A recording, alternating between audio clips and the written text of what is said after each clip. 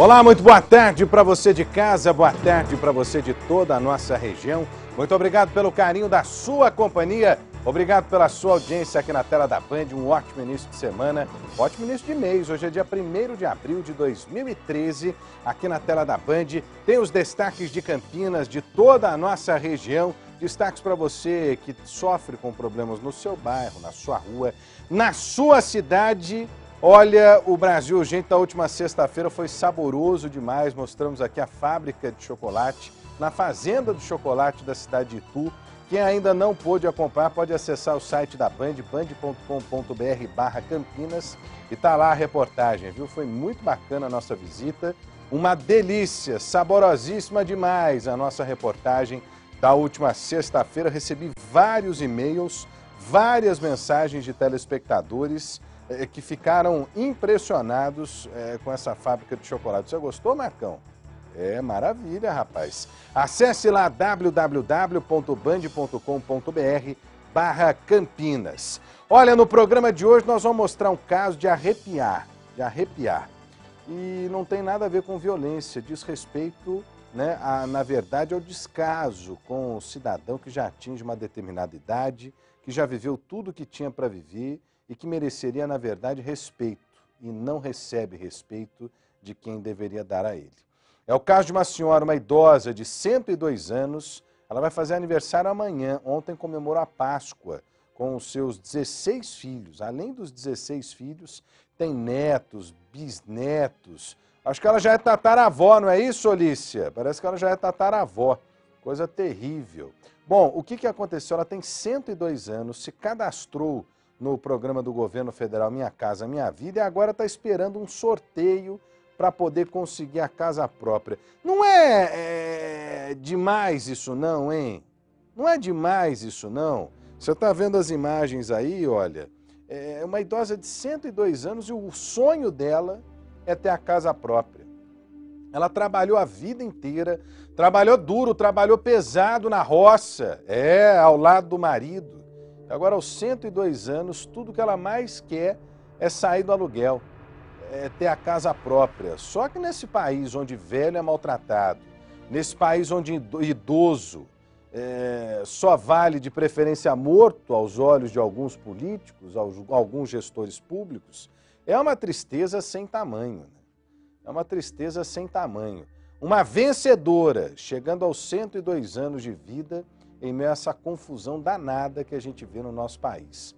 Mas, infelizmente, uma vencedora que é deixada de lado pelas autoridades quando o assunto é a casa própria. Ela não tem casa para morar, ela não tem a casa dela para morar. Daqui a pouquinho nós vamos contar essa história. Eu acho um absurdo, gente, que o aposentado nesse país, o idoso nesse país, é tratado como lixo. Primeiro porque a aposentadoria é uma porcaria, dá justinho para morrer de fome. Justinho para morrer de fome. E ninguém faz absolutamente nada.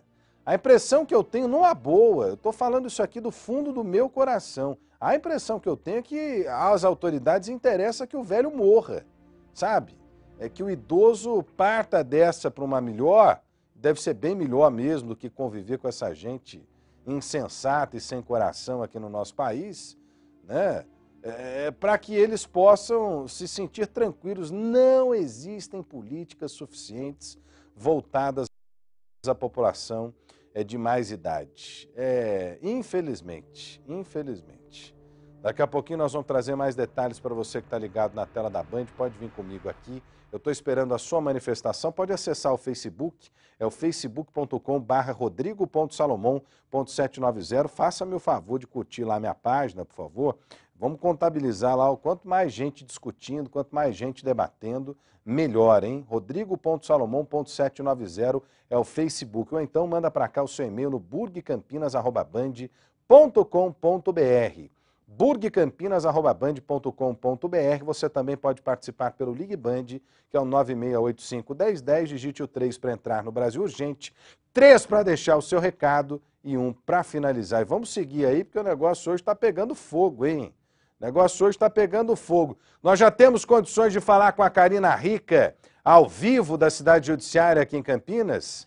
Já temos condições, porque, olha, o Brasil Urgente hoje acompanha de perto dessa história lá na cidade judiciária. Se o Ney tiver imagens, por favor, essa é a chegada do senhor Francisco de Lagos, o ex-secretário de comunicação da Prefeitura de Campinas, que veio acompanhado de empresários denunciados do caso Sanasa. O núcleo político é esse aí, Lagos, Aurélio Canci, né? Esse é mais um empresário, o Gregório Vanderlei, tem mais gente entrando aí.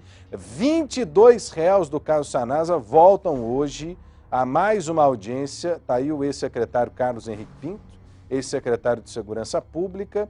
E o que aconteceu, gente? Hoje nós temos mais uma audiência. Aliás, eu gostaria muito, se a Tuila pudesse fazer isso, de pegar meu telefone lá, porque eu quero comentário dos nossos telespectadores no Facebook, porque o negócio é o seguinte: hoje tem a última e decisiva audiência do caso Sanasa. Última e decisiva audiência do caso Sanasa. O que vai acontecer? Hoje vão ser ouvidos 6 réus que ainda não prestaram esclarecimento. São eles, anote aí: Roseli Santos, Demétrio Vilagra, Aurélio Canci Júnior, Ricardo Cândia, Francisco de Lagos e Marcelo Figueiredo, que é o ex-diretor financeiro da Sanasa. Esses caras não falaram ainda, estão prestando depoimento nesse momento. Depois da audiência de hoje, caberá só uma coisa ao juiz do caso, que é o doutor Nelson Augusto Bernardes, juiz da 3ª Vara Criminal de Campinas. Caberá somente uma coisa ao juiz: decidir se eles são condenados ou se eles não são condenados pelos crimes que estão sendo aí atribuídos a eles. Tem gente que é crime de lavagem de dinheiro, tem crime de peculato, formação de quadrilha, uma série de coisas, né, atribuídas a empresários, a essas pessoas todas que estão sendo ouvidas hoje no caso Sanasa. E hoje pode ser a última audiência, viu? A última audiência. Há uma expectativa muito grande para que a Roseli, a ex-primeira-dama de Campinas, fale. Mas, por enquanto, não é isso que a gente ficou sabendo vai acontecer, né? Não é isso que vai acontecer. Eu estou esperando aqui a Karina Rica, assim que ela tiver condições, ela vai ter prioridade para falar com a gente aqui no Brasil Urgente. Lembrando que daqui a pouquinho nós vamos trazer uma lista para vocês aqui, porque o Ministério Público solicitou à Justiça o bloqueio de bens de 6 dos réus acusados aí de integrarem o grupo. São os réus do núcleo político: o senhor Ricardo Cândido, a Roseli, o Lagos, o Aurélio, quem mais? O Marcelo Figueiredo e o Carlos Henrique Pinto, além da Roseli Nassim Jorge Santos, né? Essa determinação da Justiça impede que eles vendam apartamentos, terrenos, fazendas, uma série de coisas fora do estado de São Paulo, inclusive na garantia de dinheiro para pagar o erário público, caso eles sejam condenados aí e tiverem efetivamente uma dívida para pagar. Segundo estimativas do Ministério Público, esses caras levaram algo em torno de 20 milhões de reais dos contratos fraudados. É muito dinheiro, hein? É muito dinheiro. Vem comigo aqui, olha, e preste atenção você que está aí do outro lado, porque se você anda precisando renovar o seu quarto, chegou o mês de abril e o Brasil Urgente continua com o concurso Cantinho Marabras. E nós vamos sortear nesse mês de abril móveis para o seu quarto. Você gostou da ideia? Então participe, não deixe de participar não, viu? Mande para cá a sua mensagem, grave com a gente ligando 9685-1010, digite o 3 para o Brasil Urgente, 3 para participar e responda: qual foi a história mais legal que já aconteceu dentro da sua casa? A melhor resposta ganha um guarda-roupa e uma cama de casal da Marabras. Todo mês o Cantinho Marabras vai dar uma nova aparência à sua casa. Aproveite e renove a sua casa com a Marabras. Lojas Marabras, preço menor, ninguém faz. 9685-1010 é o nosso Ligue Band. Eu estou esperando a sua participação, não deixa de responder aqui pra gente, tá combinado? Vem comigo, olha, 3 homens foram presos quando cometiam uma sequência de roubos aqui em Campinas. Eles são de São Bernardo do Campo, mas de novo vieram de fora acreditando que Campinas poderia ser uma terra sem lei, sem polícia. Hein? Eles usaram um carro alugado para cometer crimes na região. Aliás, o crime que eles estavam cometendo é um crime conhecido como pescaria. Alicia Manjavac explica pra gente. A reportagem está aqui, ó. Olho na notícia. Com a certeza de que nas cidades do interior há menos policiamento, 3 homens saíram de São Bernardo do Campo, na Grande São Paulo, para roubar na região de Campinas. Claudecírio Rosa Correia, Everton Calaça e Diogo de Vasconcelos alugaram este carro e com ele circularam durante o domingo inteiro pelas ruas de Campinas. Com este fio dental, tesoura, cola e fita adesiva, o grupo roubava os envelopes que eram inseridos nos caixas eletrônicos, tipo de roubo conhecido como pescaria. É um dispositivo que eles montam, pode ser utilizado com chapa de calha ou material fino parecido, e utilizando também o fio dental, que é o que eles colocam no final dessa chapa. É o fio dental que retém o envelope. Depois de certo tempo, eles vêm e retiram todos os envelopes que ali ficam retidos. Durante todo o dia, eles roubaram mais de R$2.000 em dinheiro e 5.000 em cheques.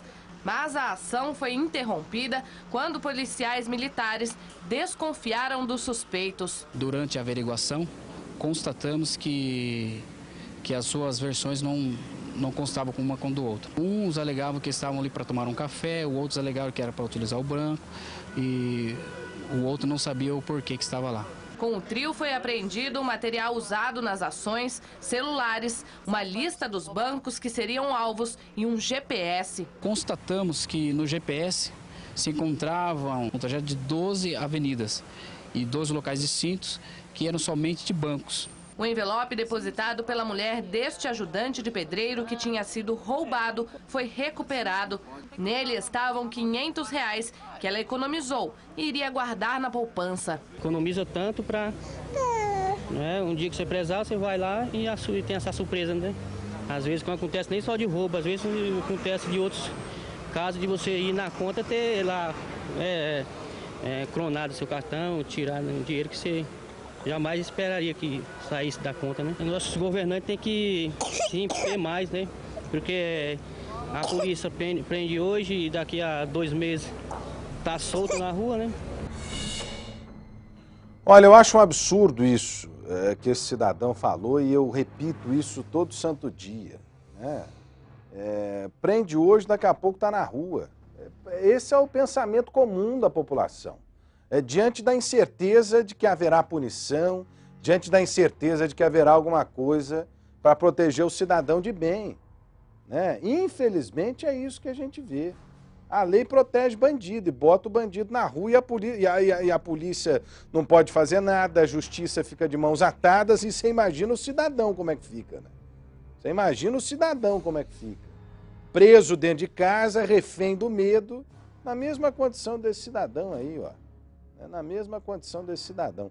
Agora, não é o primeiro caso que a gente mostra aqui de bandido que aluga carro para poder cometer crime aqui em Campinas, hein? Eles alugam esses veículos na tentativa de ludibriar o sistema preventivo da polícia, porque esses carros alugados aparecem como carros quentes, sem queixa de roubo, de furto ou algo desse tipo, e dificilmente um carro desse é parado, dificilmente quando é parado também se encontra alguma irregularidade, facilitando a ação desses marginais. Os marginais estão usando a cabeça, infelizmente, nós precisamos usar desse lado aqui a cabeça também, para poder ver se a gente consegue interromper essa sequência de crimes, né? Não é a primeira vez. Agora, você vê como é que os caras são audaciosos, né? Eles vão lá na máquina de depósito, jogam a linha, que na verdade não é uma linha, é um fio dental, e com o fio dental eles puxam um envelope, para que o envelope com o qual o correntista, enfim, a pessoa que vai ao banco usa para depositar o dinheiro, né, seja sacado de lá. A pessoa acha que depositou o dinheiro, quando vai ver, tomou um prejuízo, né? Ah, faça-me o favor, hein? Faça-me o favor.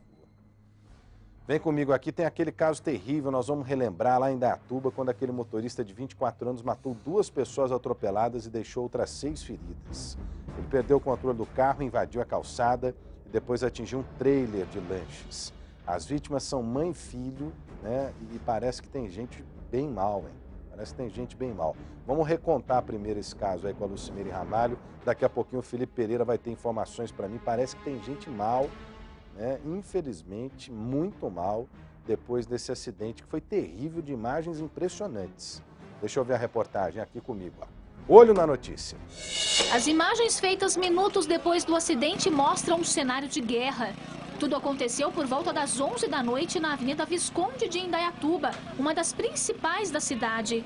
O carro destruído chamou a atenção dos curiosos. 8 pessoas foram atingidas. As vítimas ficaram presas nas ferragens e foram socorridas aos poucos pelas equipes de resgate. Este homem acompanhou tudo. Pessoas todas desesperadas, uma gritaria enorme. Entre as vítimas está a Luísa Helena Munhoz, de 56 anos, que morreu no local. O filho dela, de 28, foi socorrido, mas não resistiu aos ferimentos e morreu a caminho do hospital. O outro filho, de 32 anos, segue internado. A tragédia ainda vitimou os 2 cães que estavam com eles. De acordo com amigos de Luísa Helena, a família que mora em São Paulo veio para Indaiatuba passar a Páscoa e comemorar o aniversário da neta dela. José Carlos tinha sido contratado para montar a festa. A gente tem um evento marcado, um horário marcado com eles amanhã, à noite. E logo mais pela manhã, uma tia dessa menina me ligou dizendo, cancelando o evento, devido a esse fato tão horroroso que aconteceu. O motorista que provocou o acidente recebeu alta e foi trazido do hospital para a delegacia da cidade. Rodrigo Fernando Batino, de 24 anos, foi encaminhado à cadeia anexa ao 2º Distrito Policial de Campinas e deve aguardar o julgamento preso. Os familiares de Rodrigo ficaram irritados com a presença dos jornalistas.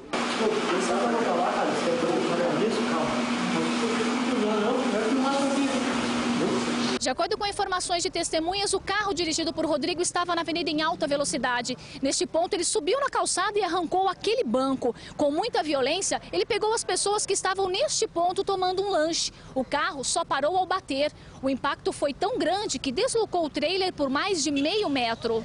Amostras de sangue do motorista foram colhidas para análise. Os exames devem apontar em cerca de 15 dias se ele estava sob o efeito de álcool ou drogas. Apenas o advogado do suspeito alegou que ele estivesse dirigindo em alta velocidade. Pelo menos a 60, 70 devia estar, que é o limite da via, e quando perde o controle, a velocidade aumenta com capotagem, alguma coisa do tipo.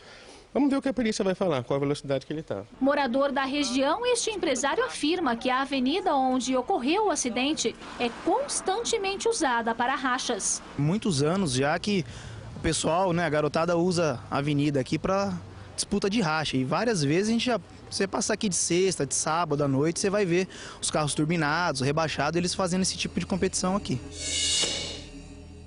Olha, essa denúncia é grave, primeiro porque já deixaram passar essa história do racha. Essa história do racha deveria estar na ponta da fiscalização lá, que me perdoem Polícia Militar, Guarda Municipal, porque falharam na fiscalização dessa avenida. Infelizmente nós temos que dizer isso, porque se tem racha, esse racha tinha que ser coibido. Agora, a informação que eu estou recebendo aqui é terrível, né? Porque além da morte de mãe e filha, aliás, de filho, né? Eles tinham vindo aqui passar o fim de semana de Páscoa com a família, porque no sábado seria comemorado o aniversário de uma criancinha, né? E a família estava reunida para o domingo de Páscoa e, de repente, se vê em meio a uma situação terrível como essa. Terrível como essa. Eu estou assustadíssimo com essa violência que a gente está vivendo, né? Ah, mas o motorista estava em baixa velocidade. Se tivesse em baixa velocidade, não tinha provocado o que provocou. Me desculpe, não tinha provocado o que provocou. Você está de brincadeira comigo. Ah, faça-me o favor, viu? Olha, além das 2 vítimas fatais, o acidente em Indaiatuba deixou uma mulher paraplégica. Ela estava no banco do passageiro do veículo que bateu no trailer. O Felipe Pereira tem os detalhes para mim, traz essa reportagem, traz essas informações, porque, Felipe, é um caso terrível, né, em que a gente vai ver agora uma vida tendo que mudar da água para o vinho, tendo que mudar, né, para uma situação, infelizmente, que não é esperada por ninguém, ficar sem os movimentos da perna ou das pernas. Alô, Felipe? É verdade, Rodrigo. Boa tarde a você, boa tarde a todos. A namorada de Rodrigo Fernando Batino, de 24 anos, está paraplégica. Raiele Loren dos Santos teve uma lesão na medula depois da batida. Essa informação foi confirmada pelo Hospital Mário Gatti, aqui em Campinas, onde ela ainda está internada. Logo depois que o Rodrigo perdeu o controle do carro e atingiu o trailer, ela foi arremessada para fora e acabou batendo a cabeça. Tudo leva a crer também que ela estava sem o cinto de segurança, por isso esse trauma tão grande. Além da lesão na medula, Raiele sofreu traumatismo craniano e perdeu totalmente a orelha direita. Ela tinha sido atendida num primeiro momento no Hospital Augusto de Oliveira Camargo, em Indaiatuba, mas foi transferida ainda na sexta-feira para o Hospital Mário Gatti, aqui em Campinas, onde ela ainda está internada. Ela está sendo acompanhada da equipe de neurologia, trauma e ortopedia. Não há previsão de alta, Rodrigo, porque ela ainda corre risco de morte. Ela está na UTI do Hospital Mário Gatti, aqui em Campinas. Olha, o Felipe trazendo essas informações, é claro que nós não estamos aqui para julgar ninguém, para antecipar aquilo que a justiça, a perícia, a polícia, acima de tudo, é quem vão dizer. Agora, esse cara aí matou 2 pessoas, isso está nas imagens, a gente está vendo. Deixou, é a namorada, não é isso? Deixou a namorada paraplégica e na hora que eu e o Marcão ouvimos aqui essa informação, não tinha essa informação. Ela teve a orelha decepada. A orelha decepada, ou seja, além do trauma físico que ela vai ter com a orelha decepada, com as pernas paralisadas, com essa paraplegia, com essa paralisia, ela vai ter um dano psicológico enorme. Enorme. E o camarada, hein? Sabe, será que foi inconsequente? Diante do que disseram as testemunhas ali, e eu estou me baseando nas testemunhas, por isso que eu não quero fazer aqui qualquer tipo de julgamento ou de pré-julgamento, eu estou me baseando nas testemunhas. As testemunhas relataram o quê? Que ele estava em alta velocidade. Foi o que as testemunhas disseram. Pelo menos é o que nós ouvimos aí na nossa reportagem. É muito cara de pau, né? O camarada dizer que eu não fiz nada, comigo não aconteceu nada. Sem contar que a polícia está esperando o resultado do exame de alcoolemia, né, para saber se ele não tinha bebido. Tem também esse porém. Nós precisamos checar lá na delegacia de Indaiatuba, inclusive, para saber se esse exame já não saiu, há quanto tempo vai demorar esse exame. Ele pode dizer se ele estava bêbado, se ele não estava bêbado, e isso certamente vai corroborar de forma muito importante, de forma muito significativa, ao inquérito policial e depois a denúncia que deve ser apresentada pelo Ministério Público. O rapaz continua preso, não é isso? 24 anos, também acaba destruindo a sua própria vida, né? Além das 2 mortes, uma pessoa paraplégica, a orelha decepada, e aí acaba destruindo a própria vida. Faça-me o favor, hein? Faça-me o favor. Vem comigo aqui, olha. Estou vendo a Karina Rica já ao vivo, da Cidade Judiciária aqui em Campinas. Deixa eu ver a Karina Rica aqui comigo, por favor. Olá, Karina, boa tarde para você, porque tem mais uma audiência do caso Sanasa. Agora há pouco nós vimos imagens, já chegou todo mundo por aí, a audiência já começou. Quem falou, quem não falou, a expectativa do quê? O que é que estão dizendo aí essas pessoas que participam hoje de mais uma audiência? Essa que pode ser a última, hein, Karina? Boa tarde. Boa tarde, Rodrigo. Isso mesmo.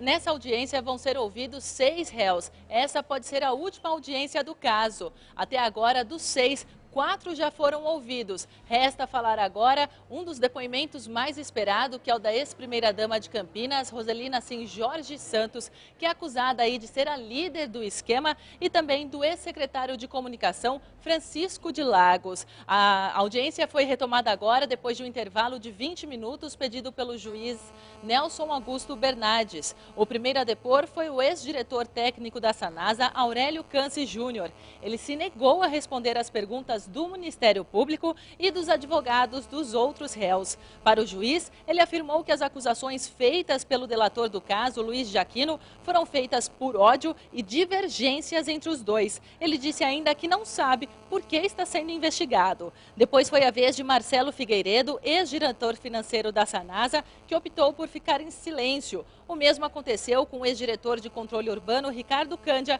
que não quis se manifestar e afirmou apenas que não conhece nenhum empresário nem funcionário da Sanasa. O ex-prefeito Demétrio Villagra foi o 4º réu a ser ouvido. Ele alegou inocência e não conhecer os empresários envolvidos no caso. Ele afirmou ainda que não recebeu e nem entregou dinheiro de propina. Questionado sobre os R$60 mil encontrados na casa dele, que anteriormente Demétrio tinha afirmado que era da venda de um carro, ele disse que se enganou e que R$45 mil foram doados para auxiliar dívidas de campanhas e o resto era da economia de salário dele. Então, neste momento, a audiência foi retomada e são esperados aí para serem ouvidos agora o ex-secretário de Comunicação, Francisco de Lagos, e, por último, o depoimento mais esperado do dia, que é o da ex-primeira-dama de Campinas, Roselina Sim Jorge de Santos. Rodrigo. Agora, o curioso, viu, Karina, é o Demétrio negando o encontro aí com Alfredo e Augusto Antunes, que disseram categoricamente numa ligação telefônica, pelo menos o seu Alfredo, né? Não, eu nunca dei o dinheiro na frente de ninguém, o prefeito estava sempre lá sozinho, né? E além disso, tem o depoimento que eles mesmos prestaram à justiça confirmando esse encontro e o pagamento da propina. É isso que não está dando para entender. Claro que há estratégia aí dos advogados, os advogados agem da maneira como bem entendem, na tentativa de garantir a defesa dos seus clientes. Agora, que é no mínimo estranho, hein? É no mínimo estranho. Pois não, Karina? A única coisa que ele afirmou, Rodrigo, é que ele conhecia os dois, mas conheceu apenas em um churrasco, mas que não houve nem doação de propina, que ele não deu dinheiro para propina e nem recebeu dinheiro e que não conhecia direito nenhum dos empresários, Rodrigo. Bom, daqui a pouquinho a Karina vai atualizar para a gente, porque tem expectativa do depoimento do Lagos, né? Ele deve estar se apresentando ao juiz agora, e também a Roselina Sim Jorge Santos, mais esperado assim que a Karina tiver novidades, ela traz para a gente ao vivo, direto da cidade judiciária. Olha, daqui a pouquinho nós vamos trazer também a matéria da Alicia Manjavac informando sobre o bloqueio dos bens dessas pessoas todas. Porque o que é o Ministério Público?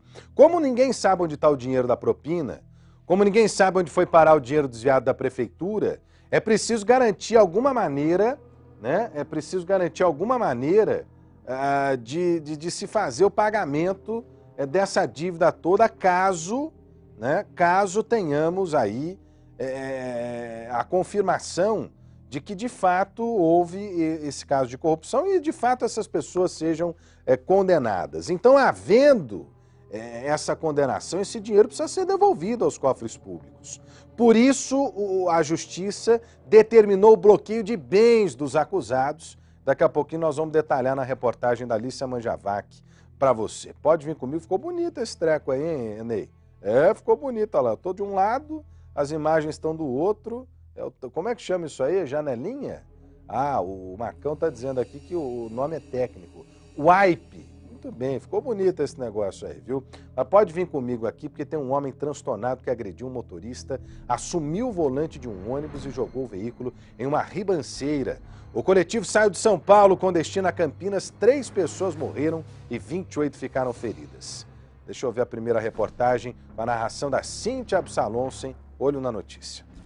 Muitos curiosos foram até o local onde aconteceu o acidente. O material utilizado para socorrer as vítimas ontem à noite ainda estava espalhado pelo canteiro lateral. Com a luz do dia, foi possível analisar o tamanho da tragédia. Essa canalização de água pluvial feita de cimento foi arrancada com a força da batida. Na hora do acidente, mais de 15 viaturas do Corpo de Bombeiros foram acionadas para socorrer os feridos. As polícias rodoviária e militar de várias cidades da região também deram cobertura na ação. 2 homens não resistiram e morreram na hora. Um terceiro passageiro perdeu a vida a caminho do hospital. Outras 28 pessoas foram levadas a unidades de saúde de municípios vizinhos. Quem estava no ônibus conta o desespero no momento do acidente. Eu só vi o ônibus descer aqui, ó, desceu lá para baixo, não sei o que aconteceu. A gente ferido da criança, gente chorando. O veículo da aviação Cometa vinha de São Paulo para Campinas com 34 pessoas. O acidente foi por volta das 5h30 da tarde, neste trecho, quilômetro 79 da rodovia Anhanguera, altura de Vinhedo. O ônibus arrastou a barreira de ferro, invadiu o canteiro lateral até cair nesta ribanceira, que tem cerca de 6 metros de profundidade. De acordo com o motorista do ônibus, um dos passageiros, Francisco Rômulo de Oliveira, 5 anos, teria puxado a direção do veículo. Olha, eu vinha pilotando aqui nessa altura desse quilômetro e do nada ele saiu e puxou a direção.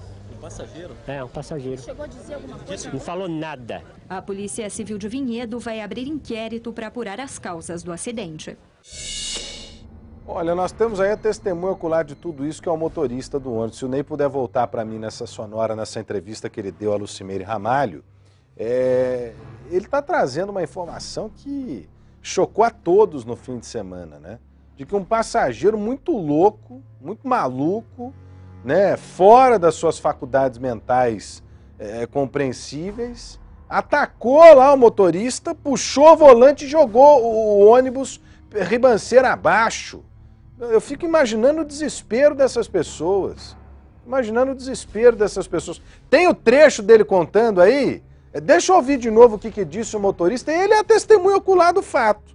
Ele é que estava lá e sofreu com tudo isso. Olho na notícia. Olha, eu vinha pilotando aqui nessa altura desse quilômetro e do nada ele saiu e puxou a direção. Um passageiro? É, um passageiro. Chegou a dizer alguma coisa? Não falou nada. A Polícia Civil de Vinhedo vai olha lá, abrir inquérito. Não falou nada, sem justificativa. Sem justificativa nenhuma. Que maluquice, rapaz. Que maluquice. Esse cara aí, parece que ele já tinha tido um problema, não sei se brigou com alguém, mas pegou o carro, foi até São Paulo de carro, onde bateu esse carro na marginal do Rio Tietê, não é isso? E aí foi trazido por alguns amigos de volta a Campinas. No meio do caminho ele saltou do carro. Ele pulou do carro e ficou na pista. Aí na pista foi levado até um posto da Polícia Rodoviária. E nesse posto da Polícia Rodoviária que ele embarcou nesse ônibus, né? E para cometer um crime terrível, né? Um crime terrível. Ele foi punido aí com a perda da própria vida, mas deixou outras 2 famílias enlutadas, sem contar a quantidade de feridos, né? Sem contar a quantidade de feridos. Houve a necessidade aí do empenho muito grande dos homens do SAMU, também do Corpo de Bombeiros, por se tratar de um número de feridos elevadíssimo e 3 mortes, né? 3 mortes, meu Deus do céu, que coisa maluca. Olha, a nossa equipe conseguiu conversar com os familiares e amigos do homem que provocou a tragédia. Será que esse cara era drogado, hein? Será que esse cara usava droga, bebia? Só pode ser. Só pode ser esse camarada que está aparecendo aí nas imagens? Meu Deus do céu, olha a tragédia que esse camarada provocou. O susto que os outros passageiros não passaram e a dor que as vítimas, ou os familiares das vítimas, não estão sentindo. E está aí as imagens feitas por celular do momento do resgate das vítimas.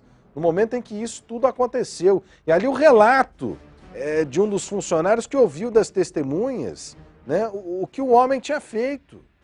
Jesus, mas que coisa maluca, rapaz. O feriado de Páscoa de uma tragédia sem precedentes. Eu nunca tinha visto isso. Já tinha visto isso, Marcão?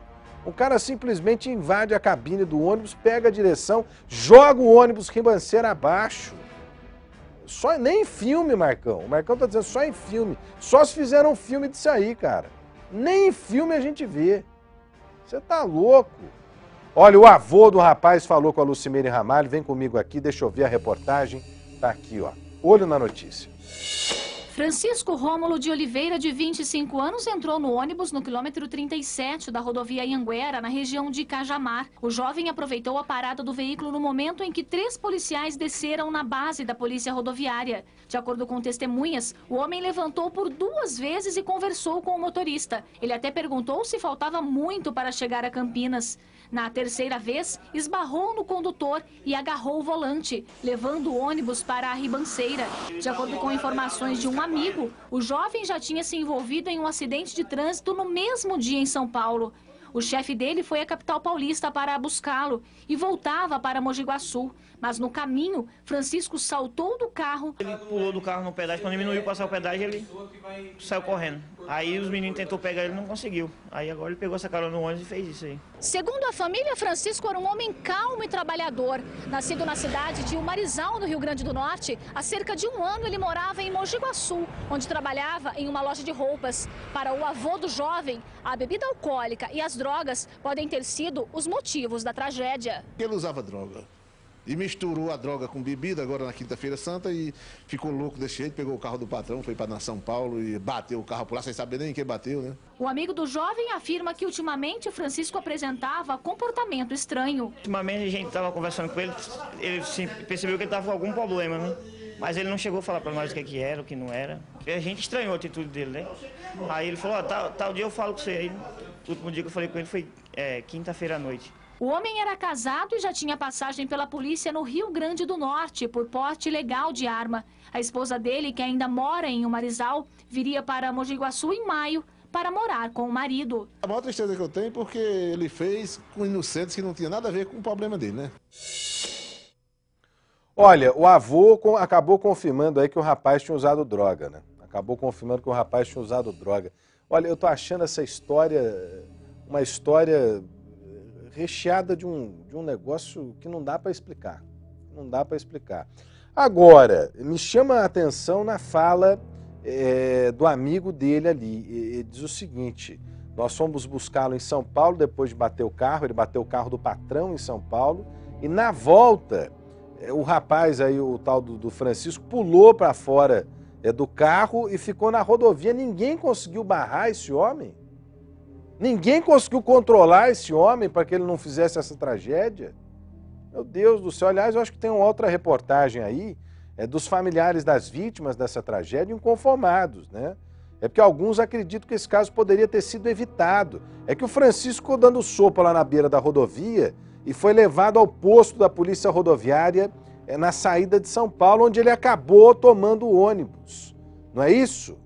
Pelo menos é o que acreditam aí os familiares inconformados com essa tragédia, né? Ele acabou sendo levado ao posto da Polícia Rodoviária, né?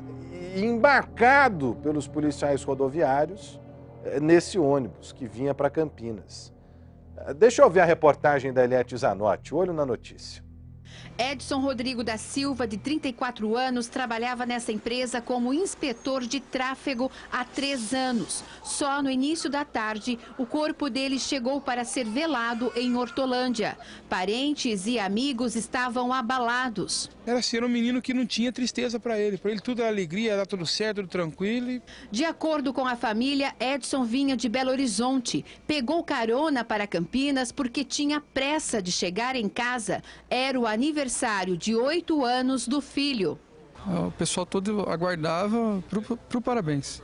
E como não conseguiram contato, ligaram diversas vezes, não conseguiram contato, aí resolveram cantar o parabéns para o menino e no meio de toda essa festividade acabou acontecendo que nós recebemos a notícia do óbito. No ônibus, ele preferiu ficar no último banco por causa do cansaço. Estava dormindo, então bateu entre os bancos lá e acabou sofrendo um traumatismo craniano. Edson chegou a ser socorrido, mas morreu a caminho do hospital. Parentes e amigos estão inconformados com a situação.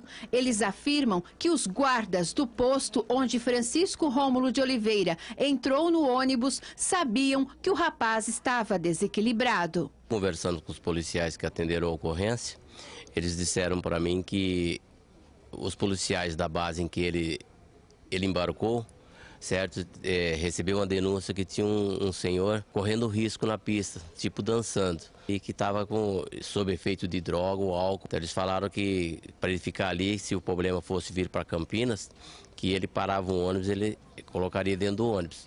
E foi quando tudo isso aconteceu.